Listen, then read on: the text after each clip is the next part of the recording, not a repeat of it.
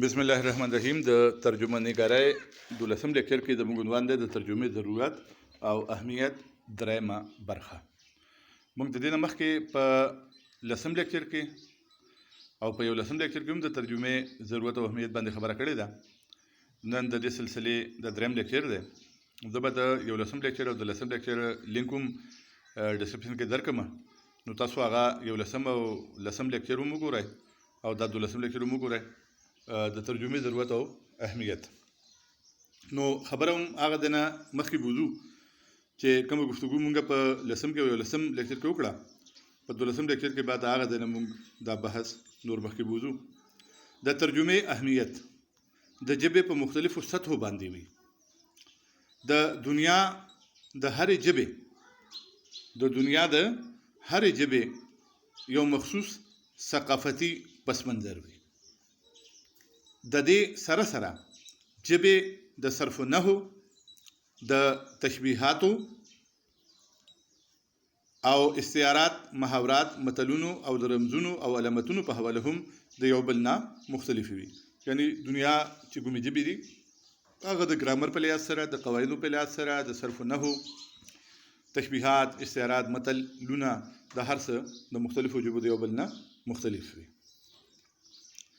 د هرې ژبې خپل مزاج او لساني نظام وي او د هغې ژبې لفظیات مخصوص ثقافت ترجماني کوي. د مخصوص ثقافت ترجماني کوي مطلب دی چې د هرې ژبې خپل یو مزاج وي، هغه د نورو ژبو نه مختلف وي. او بله خبره دا ده چې د هرې ژبې چې کوم ټکي دي، کوم لفظونه دي، هغه د یو ثقافت ترجماني کوي. یو ژبه چې کوم وي د هغې شاته یو ثقافت وي. هره ژبه د یو ثقافت عکاسي کوي. یعنی پښتو ژبه ده نو پښتنو ثقافت دی، پنجابي ژبه ده نو د پنجاب ثقافت دی، سندي ژبه ده نو د هغې شاته د سند ثقافت دی، فرانسیسي ژبه ده نو د هغې شاته د فرانس ثقافت دی، انګریزي ژبه ده نو د هغې شاته د انګریزانو ثقافت. یعنی مطلب دا دی چې د دنیا چې څومره ژبې دي د هغه ژبو شاته یو ثقافتي، یو کلچري، او هغه کلچر کې، هغه ثقافت کې هغه ژبه پیدا کېږي، یو ډیولپ کېږي، یو ترقي کوي.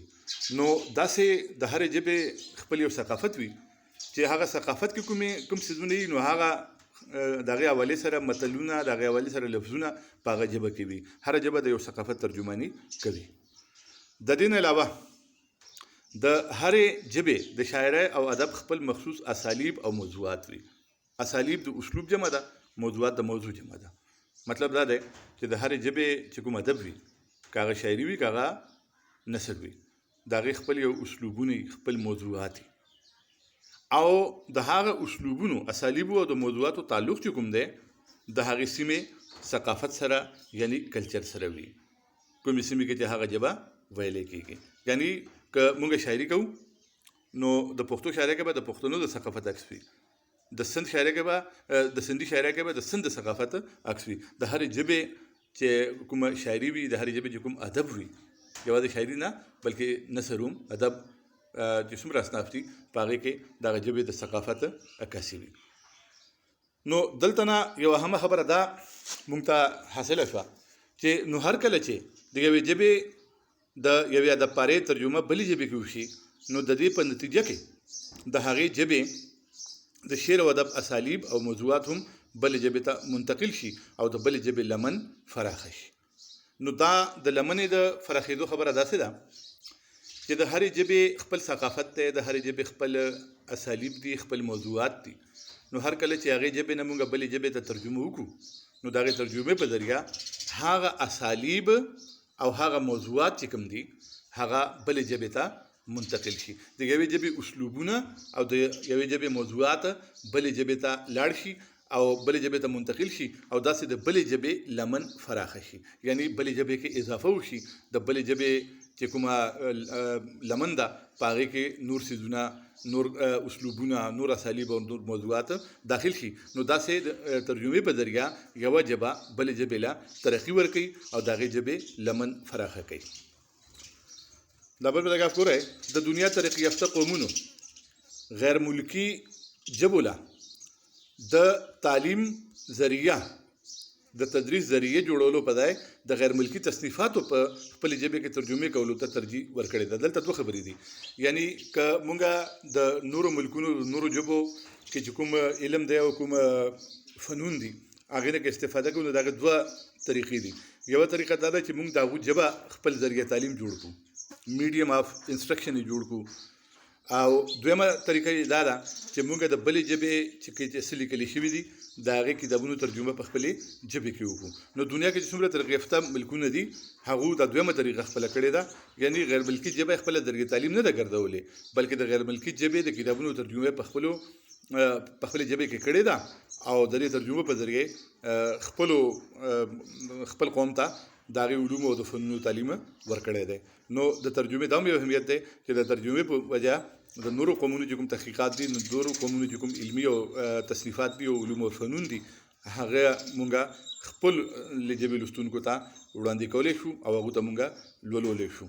نو دا خبره دلته یو بله راغله چې د یوې بلې ژبې د شاعر او ادیب افکار او خیالات خپلې ژبې ته منتقل کول او خپلو لوستونکو ته رسول هم یو تخلیقي عمل دی او دا عمل د تخلیق د عمل نه کمتر هرگز نه دی.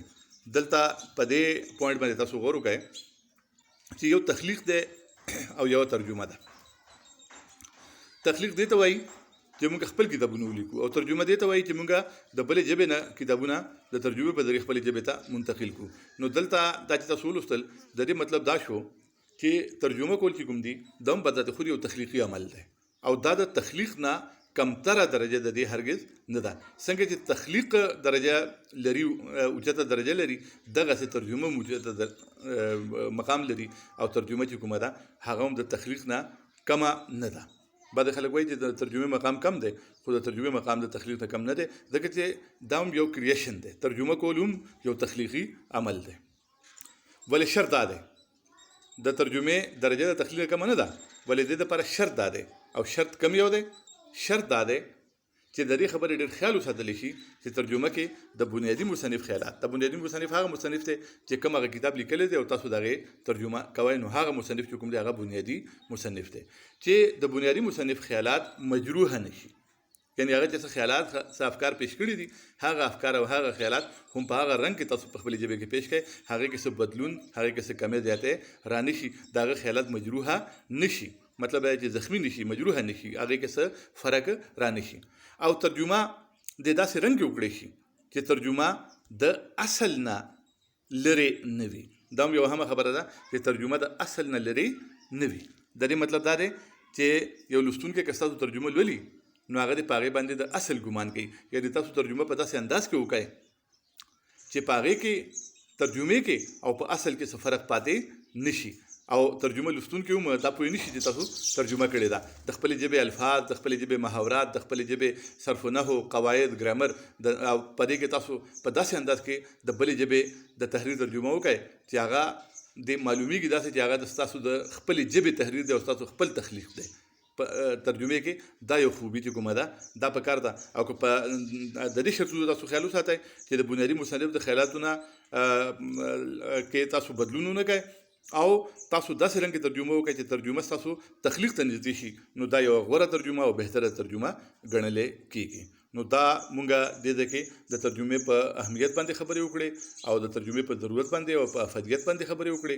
دې نه مخکې مونږ په 2 شاتنو لیکچرو کې هم په دې موضوع باندې خبره کړې ده. دا 3 وړه لیکچرې تاسو واورئ نو د ترجمې ضرورت او اهمیت به په تاسو باندې واضحه شي.